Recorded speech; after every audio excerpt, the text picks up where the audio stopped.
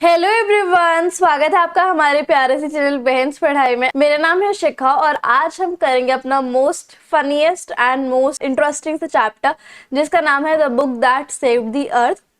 मतलब टाइटल से ही समझ में आ रहा है कि एक ऐसी किताब जिसने हमारी धरती को बचा लिया। अब वो भी किस सेंस में, वो तो हमें चैप्टर को पढ़ के ही समझ में आएगा, है ना। तो इस वीडियो को पूरा देखना ताकि हमें चैप्टर अच्छे से समझ में आ जाए। ओके, सो इसमें पूरी मैं एनसीईआरटी एक्सप्लेन करने वाली हूँ, सो डोंट वरी कि कोई पॉइंट मिस होगा। ठीक है, फुल एनसीईआरटी एक्सप्लेनेशन है। अच्छा, अगर आपको कोई भी डाउट है तो आप मुझे इंस्टाग्राम पे फॉलो करके डीएम कर सकते हो, और ये नोट्स चाहिए तो ये आपको टेलीग्राम पर मिल जाएंगे। ठीक है, वहां से आप फ्री में डाउनलोड कर लेना। इंस्टेंट टेली दोनों के लिंक आपको डिस्क्रिप्शन बॉक्स में मिल जाएगी। ठीक है, सो लेट्स बिगिन। अब यहाँ पर क्या होता है, एक हिस्टोरियन होती है, मतलब मैं वैसे समझा देती हूँ। एक स्टेज लगा होता है ना, और उस स्टेज पर हिस्टोरियन खड़े होकर ऑडियंस को एड्रेस कर रही है ना। तो हिस्टोरियन जो है वो सबको वेलकम करती है, और सब कहाँ होते हैं, म्यूजियम ऑफ एंशंट हिस्ट्री में। म्यूजियम ऑफ एंशंट हिस्ट्री में बहुत सारी ऑडियंस गैदर होती है, और हिस्टोरियन जो है वो सभी ऑडियंस का वेलकम कर रही होती है।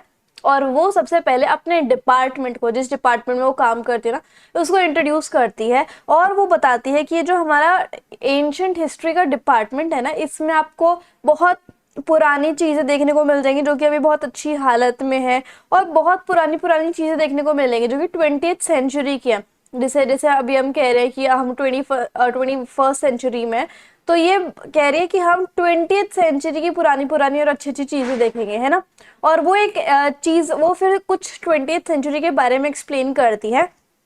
वो कहती है कि जो 20th सेंचुरी थी ना, वो एरा थी बुक्स की, मतलब वो एक ऐसा जमाना था जिसमें बहुत ज्यादा बुक्स आया करती है ना, क्योंकि बहुत नंबर ऑफ बुक्स अवेलेबल थी अलग अलग टाइप के सब्जेक्ट्स पे, जैसे कि जुलूस और एंट ईटर्स, इस तरीके की बुक्स हमें देखने को मिला करती 20th सेंचुरी में।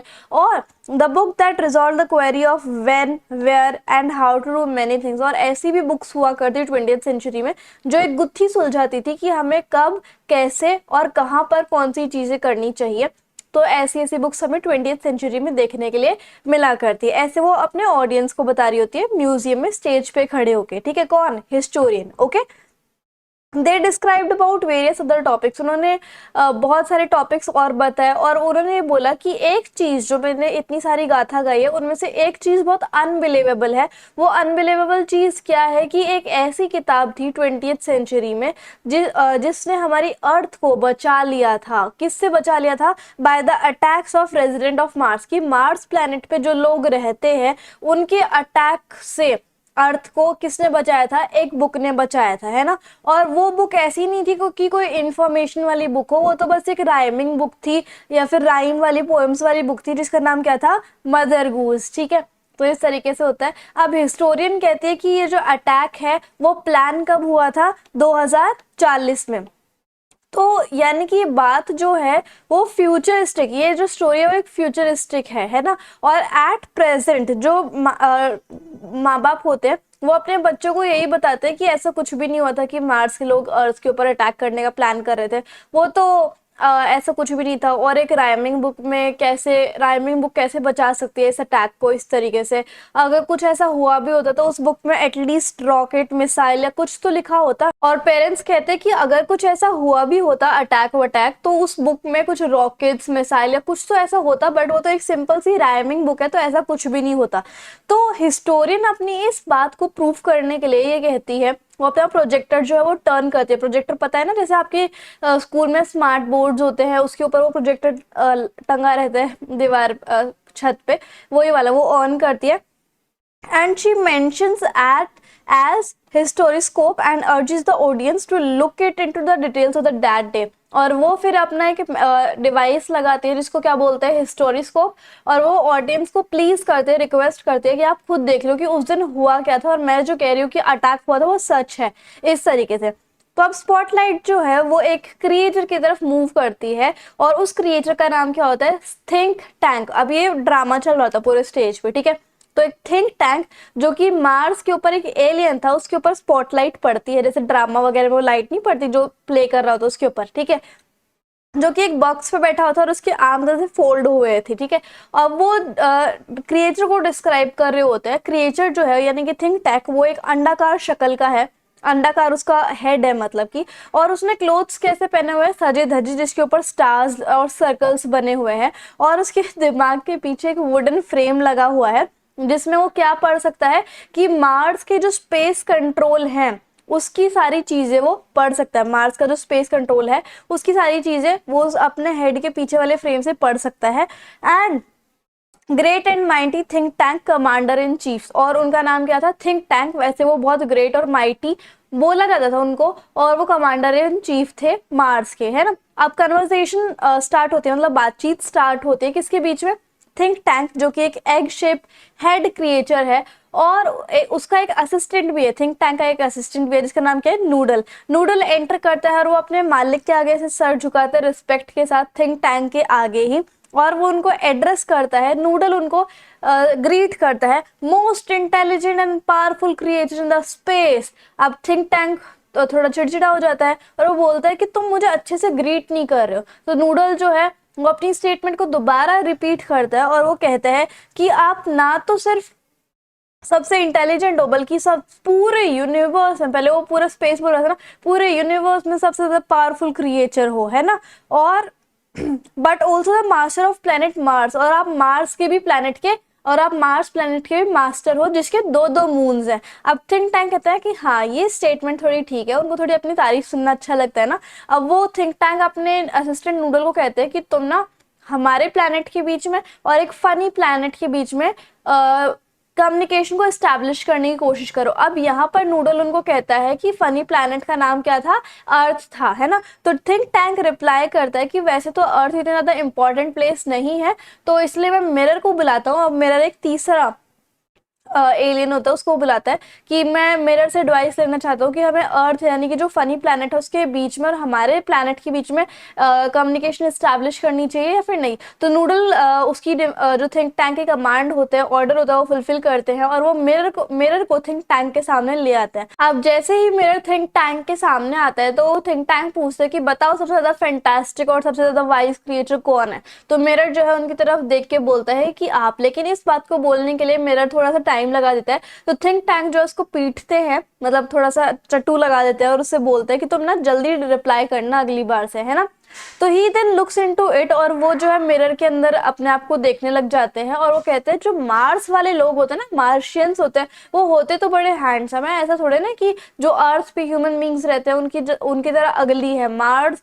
और जो अर्थ वाले लोग हैं उनका तो छोटा छोटा सर है, हमारा देखो कितना बड़ा सर है, कितने हैंडसम लगते हैं हम, इस तरीके से।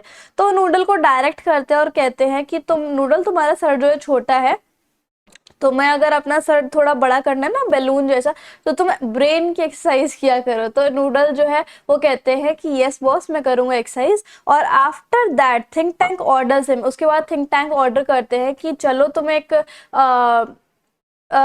तुम इस्टेब्लिश करो क्या, कम्युनिकेशन इस्टेब्लिश करो अर्थ के बीच में और हमारे बीच में, और हम अर्थ के ऊपर अटैक करेंगे लंच करने से पहले, है ना। तो नूडल जो है ओबे करते हैं उनकी कमांड, और उसके बाद मार्स पर ही एक स्विच था, जैसे हमारे घर में स्विच होता है ना खटकों वाला, वैसे एक स्विच था, उसके लीवर वो खींच के लीवर्स जो होते हैं, पुले जो होते हैं, वो ऐसे थोड़ा पुल कर देता है और एक इलेक्ट्रॉनिक बजर जो है वो बीप बीप बीप बीप ऐसी साउंड करने लग जाता है। अब सीन 2 स्टार्ट हो जाता है स्टेज पे, और अब सीन 2 में क्या दिखता है कि एक प्लेस, एक जगह से वो सीन 2 स्टार्ट होता है और वो सीन 2 क्या था, मार्स का कंट्रोल रूम दिखता है, और एक दूसरी जगह भी दिखती है जिसका नाम क्या था, सेंटर विले पब्लिक लाइब्रेरी, है ना। अब कर्टेन्स जो है ऊपर उठ जाते हैं, कुछ नए क्रिएचर्स देखने को मिलते हैं। अभी हमने किन क्रिएचर्स की बात करी थी, थिंक टैंक की बात की थी, और किसकी बात की थी हमने, थिंक टैंक, मिरर और नूडल। अब और कौन कौन से आते हैं वो देखो,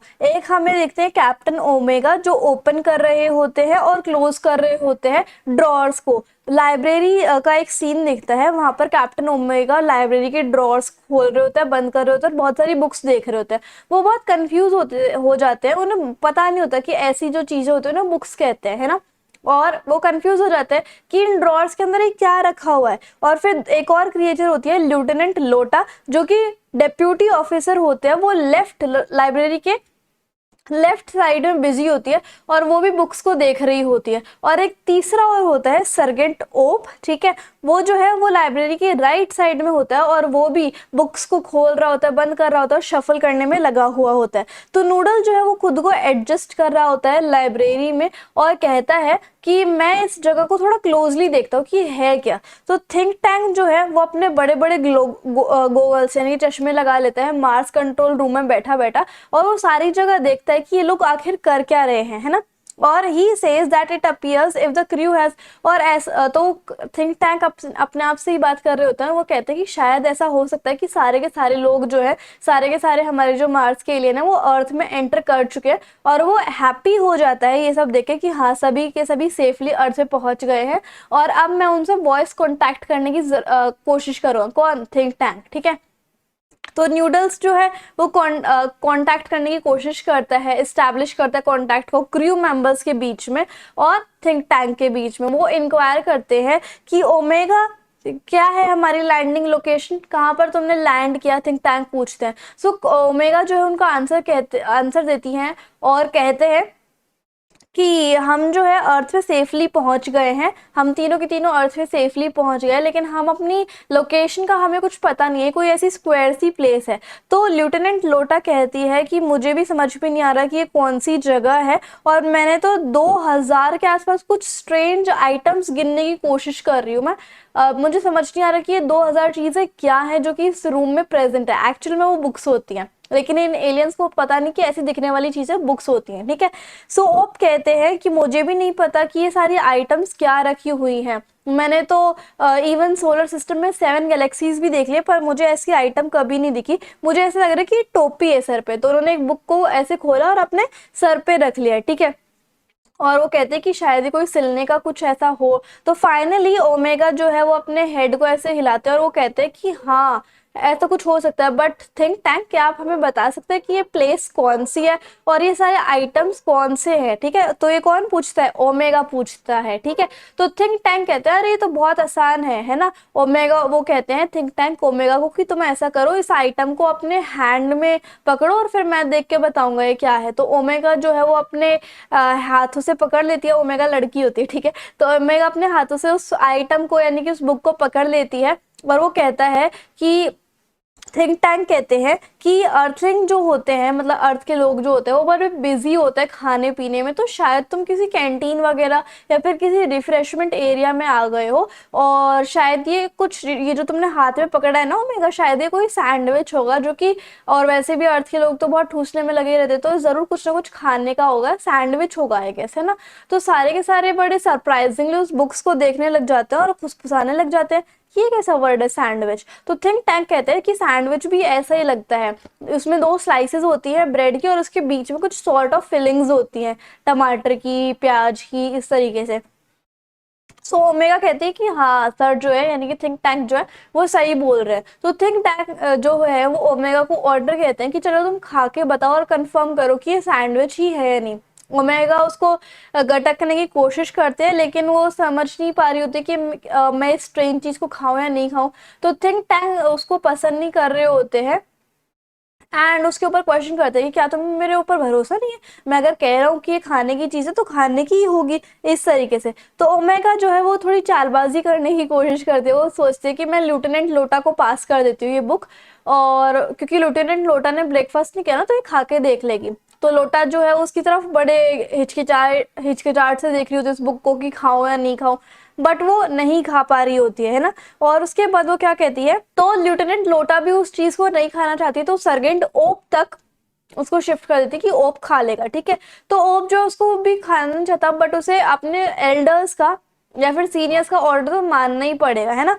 तो जैसे ही ओप जो है वो खा रही होती है, दोनों के दोनों कौन, एक तो लेफ्टिनेंट लोटा और एक ओमेगा उन उसकी तरफ, ओप की तरफ बड़े ही ध्यान से देख रहे होते हैं कि ये खा पा रही है या नहीं खा पा रही है। तो वो बहुत अच्छे से सांस नहीं ले पा रही थी उसको खाते हुए, और बड़ी डिफिकल्ट सिचुएशन थी, है ना। ओप जो है उसको खाते वक्त बड़े फनी से फेसेस बना रही थी, वो बहुत टेस्टलेस सी चीज थी, उससे गटका नहीं जा रहा था। फाइनली उसने उसको गटक ही लिया, है ना। थिंक टैंक जो है वो ट्राई कर रहे थे इसको फिगर आउट करने की कि फूड टेस्टी भी था या नहीं था। तो ओप रिप्लाई करके कहती है कि ये तो बिल्कुल भी टेस्टी नहीं था, ऐसा लग रहा है कि मैंने तो मार्स की मिट्टी खा ली हो। ठीक है, सो मीनवाइल नूडल जो है वो इंटरवीन करने की कोशिश करते हैं और उनको कहते हैं कि मेरे पास कुछ इंफॉर्मेशन है इस सैंडविच के रिगार्डिंग, अगर आप चाहो तो मैं आपको बताऊं या नहीं। तो थिंक टैंक जो है कि वो ये सोचते हैं कि तो हमेशा ही ऊटपटांग इन्फॉर्मेशन देता है, बट फिर भी कहते हैं कि चलो ठीक है तुम शेयर कर सकते हो। तो वो कहता है नूडल की ये कोई ईटेबल चीज नहीं है, ये तो अर्थलिंक का एक कम्युनिकेशन डिवाइस है। सो अपनी मिस्टेक को कवर अप करने के लिए थिंक टैंक कहता है कि यार ये तो मुझे पहले से ही पता था, ये कम्युनिकेशन सैंडविच है। सो वो थिंक टैंक उन तीनों लड़कियों को, लोटा को, ओमेगा को और क्या कहते हैं तीसरा कौन था, लोटा, ओमेगा और ओप, इन तीनों को ऑर्डर करते हैं कि चलो ऐसा करो तुम्हें इसको अपने कान के पास लेके जाओ और कुछ सुन के देखो क्या तुम्हें इसकी कुछ आवाज आ रही है या नहीं आ रही है। ठीक है, so now all of these three again confuse, तो तीनों के तीनों दोबारा से कंफ्यूज हो जाते हैं और अपने मास्टर को ऑर्डर करते हैं कि और तीनों को अपने मास्टर का ऑर्डर मानना होता है, उनको हियर करने की कोशिश करनी होती है। तो तीनों कमांड को मानते हैं और कुछ हियर करने की कोशिश करते हैं, बट किसी को कुछ सुनाई नहीं दे रहा होता है ना। वो क्वेश्चन कर रहे होते हैं एक दूसरे के, तुझे कुछ सुनाई दिया, तुझे कुछ सुनाई दिया। तो थिंक टैंक बोलते हैं कि बता तुमने क्या सुना। तो वो कहते हैं कि हमें तो कुछ नहीं सुनाई दे रहा। तो ओमेगा को लगता है कि शायद हमारी जो फ्रिक्वेंसी है ना सुनने की, वैसे आपको पता है कि साइंस में हमने हर्ट्ज वाला कंसेप्ट सुना होगा कि हम जो साउंड है वो हर्ट्ज के हिसाब से सुनते हैं। तो ओमेगा सोचते हैं क्योंकि हम एलियंस है तो हमारी कानों की जो फ्रिक्वेंसी है वो नहीं सुन पा रही है, और बल्कि अर्थलिंक के पास ज्यादा अच्छी सुनने की बेटर हियरिंग कैपेसिटी है या फिर हर्ट्ज वाली कैपेसिटी है, इसलिए हमें कुछ सुनाई नहीं दे रहा। और ओप का ये कहना होता है कि मुझे नहीं लगता कि इसमें से कोई साउंड वगैरह आएगी। उस टाइम पे नूडल जो है वो थिंक टैंक से परमिशन लेके कहते हैं कि मेरे पास एक और इन्फॉर्मेशन है, क्या मैं शेयर करूं। तो थिंक टैंक कहते हैं कि हाँ तुम शेयर करो। ठीक है, तो नूडल कहता है कि ये एक ऐसे डिवाइस है जो कि साउंड नहीं करते। थिंक टैंक जो है ये सुनने के बाद ओमेगा कहते हैं कि तुम ना इस कम्युनिकेशन डिवाइस पे अपनी आईज रखो और तुम इसको खोलो, ये बहुत बड़ा डिवाइस है। ये एक ऐसा टाइप का सैंडविच है जिसके अंदर इंफॉर्मेशन होती है और वो हमें सुननी नहीं होती है, वो हमें पढ़नी होती है। और ये बहुत लार्ज बुक है, इसके ऊपर टाइटल लिखा होता है मदर गूज का, और वो इसको रीड करना स्टार्ट कर देते हैं। दूसरे जो दो और मेंबर्स थे वो भी स्टार्ट कर देते हैं रीडिंग। ठीक है, सो ओमेगा कहती है कि हाँ यहाँ पर तो कुछ लिविंग क्रिएचर्स की जो कि अर्थ पे रहते हैं उनकी पिक्चर्स है और कुछ कोड्स भी लिखे होते हैं। तो थिंक टैंक उनको रिप्लाई करते हैं कि हाँ मुझे पहले से ही पता था कि इस डिवाइस की क्या इंपॉर्टेंस है और मैं तुम्हें ऑर्डर देता हूँ कि इस कोड को डिस्क्राइब करो। तो ओप कहती हैं कि यहाँ पर कुछ डॉट्स, लाइंस, कर्ल्स, लूप्स ऐसे ऐसे कॉम्बिनेशन बने हुए हैं और कुछ पिक्चर्स हैं। तो थिंक टैंक कहता है कि अर्थलिंग इतने पुराने तो है नहीं, है ना। तो कहता है कि चलो तुम इस कोड को ब्रेक करने की कोशिश करो। तो नूडल ये सजेशन देता है कि जो हमारे मार्स का केमिकल डिपार्टमेंट है ना उसने हमारे लिए कुछ विटामिन ऑफ इंटेलिजेंस प्रिपेयर किए हैं, अगर हम उन चीजों को खा लेंगे तो फिर हम इस कोड को डी कोड कर सकते हैं। ठीक है, तो जो क्रू होता है लोटा, ओमेगा और ओप का, वो तीनों के तीनों उस विटामिन ऑफ इंटेलिजेंस को खा जाते हैं और एज अ रिजल्ट उनकी आईज जो वो बहुत मोटी हो जाती है और उनका हेड ऐसे शेक करने लग जाता है। ठीक है, तो थिंक टैंक जो होता है वो अपनी टीम को कमांड करते हैं कि क्या लिखा हुआ है उसको डी कोड करो, है ना। All of them start reading और सबके सब उसको पढ़ना स्टार्ट कर देते हैं और सडनली बहुत हंसने लग जाता है। थिंक टैंक बड़ा एक्साइटेड होता है कि इसमें लिखा क्या हुआ है। तो फाइनली वो एक पोएम को रिसाइट कर रहे होते हैं जिस अब तीनों के तीनों एक पोयम को रिसाइट करने लग जाते हैं और उस पोयम में क्या लिखा हुआ था कि एक वुमेन है जो कि ग्रो करती है, उगाती है कुछ शेल्स को, सिल्वर बेल्स को और प्रिटी मेड को, वो भी एक गार्डन में। तो सब इसलिए हंसने लग जाते हैं कि मेड को यानी कि काम वाली आंटी को गार्डन में कोई कैसे उगा सकता है। लेकिन वो सारे तो हंस रहे होते हैं, बट थिंक टैंक जो है वो थोड़े टेंस हो जाते हैं और वो कहते हैं कि तुम चुप करो, क्यों हंस रहे हो, तुम केयरलेस हो, है ना। तुम्हें ये पता नहीं है, तुम्हें एहसास नहीं है कि कितनी सीरियस डिस्कवरी है ये, और इंसानों के पास ऐसी डिस्कवरी या फिर एक ऐसी स्ट्रैटेजी हाथ में लग गई है कि उन्होंने एग्रीकल्चर को माइनिंग के साथ कंबाइन कर दिया और ये इम्पॉसिबल है कि हम गार्डन में मेटल उगा सकते हैं। बट उन्होंने एक ऐसा तरीका खोज लिया जिससे हम एग्रीकल्चर को माइनिंग के साथ कनेक्ट कर पाए, है ना। सो वो बहुत चिंता में आ जाते हैं और उसके बाद वो about the cultivation of exploits by the human and command Noodle to contact invasion fleet। तो उसके बाद क्या होता है, वो बहुत चिंता में आ जाता है कि ह्यूमंस ने तो ऐसे मेटल्स बनाने का काम भी चालू कर दिया, वो भी एग्रीकल्चर से, शायद उनका हमारे ऊपर अटैक करने का प्लान होगा ह्यूमंस का इस तरीके से। तो न्यूडल जो है वो रिप्लाई करता है इन्वेजन टीम को कि जाओ अर्थ के ऊपर अटैक करो। तो थिंक टैंक उसको रोक देते हैं कि नहीं, अभी हम मतलब अटैक नहीं करेंगे, सबसे पहले हम और ज्यादा इंफॉर्मेशन हासिल करेंगे अर्थ पे क्या चल रहा है, ठीक है। सो थिंक टैंक जो आयोटा को कहते हैं कि चलो तुम और बुक्स रीड करो। तो आयोटा जो है वो एक बुक को रीड करने लग जाते हैं जिसके अंदर पोएम है, और उस पोएम में क्या लिखा होता है कि एक काऊ जो है वो मून के ऊपर जंप कर जाती है और डॉग जो है इस एक्ट को देख के हंसने लग जाता है। नॉट ओनली दिस, अब एक स्पून भी जो है वो डिश के साथ चलने लग जाती है, रन करने लग जाती है। तो सबके सब इस पोएम को देख के फिर से हंसने लग जाते हैं। थिंक टैंक उनको डांट देते हैं कि तुम क्यों हंस रहे हो, तुम्हें पता है कितना सीरियस इशू है। अकॉर्डिंग टू थिंक टैंक ये सोचते हैं कि ह्यूमंस ने एक ऐसी चीजें डेवलप कर ली है कि वो अब इंसानों के साथ साथ, रॉकेट्स के साथ साथ, अब वो पेट्स को भी मून पे भिजवाएंगे, है ना। डेंजरस पॉइंट ऑफ व्यू ये है कि अगर काऊ भी उन्होंने मून पे भेज दी तो इसका मतलब ऐसा हो सकता है कि अर्थलिंग्स जो है, यानी कि अर्थ के लोग जो है, वो हमारे प्लैनेट के ऊपर अटैक करने का सोच रहे हो, वो भी काउस की हेल्प से, है ना। तो फिर मतलब थिंक टैंक जो बड़े डर जाते हैं और वो नूडल को दोबारा से रिमाइंड करवाते हैं कि हमें अर्थ के ऊपर अटैक नहीं करना है, अभी हमें और फर्दर रीड करना है ना।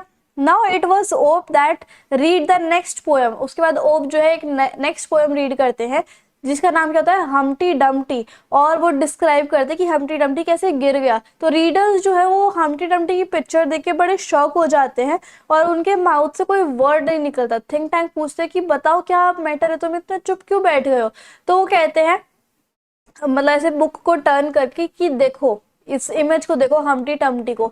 तो बिल्कुल हम्टी टम्टी तो बिल्कुल थिंक टैंक जैसा लगता है ना। थिंक टैंक बड़ा डर जाता है अपनी खुद की पिक्चर देख के और वो चिल्लाने लग जाते हैं इतने डर के साथ। वो कहता है कि अर्थलिंग शायद अब मार्स के ऊपर अटैक करेंगे और शायद मुझसे मेरा राज्य छीन लेंगे और मैं ही अब यहाँ से, वो मुझे भी मारने वाले हैं। तो फटाफट से नूडल को ऑर्डर करते हैं कि फटाफट से अपना स्पेसक्राफ्ट लेके आ जाओ, अर्थ को छोड़ दो, कोई सबूत नहीं यहाँ पर होना चाहिए, और हम जो है मार्स को छोड़ के अल्फा सेंचुरी जो कि एक स्टार है सोलर सिस्टम में, उसके ऊपर शिफ्ट हो जाएंगे और तुम अर्थ को लीव कर दो। कोई भी निशान नहीं होना चाहिए ऐसा जिससे कि अर्थ को पता चल जाए कि मार्स के लोग आए थे अर्थ के ऊपर टूर करने के लिए, और जहाँ से तुम जो जो भी बुक्स निकाली थी वो सब उठा के वहीं पर उनकी जगह पर रख दो। और अब ऐसे कर्टेन्स जो है वो गिर जाते हैं स्टेज के ऊपर, ठीक है।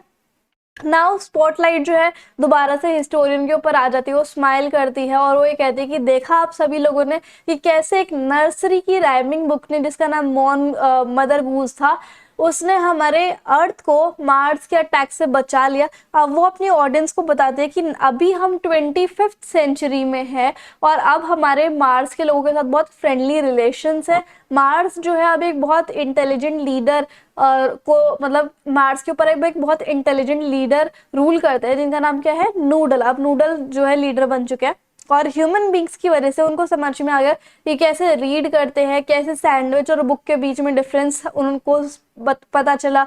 और अब उन्होंने भी मार्स की कैपिटल सिटी बनाई जिसका नाम क्या था, मार्सोपोलिस, और वहां पर उन्होंने एक सेंट्रल लाइब्रेरी ओपन की है।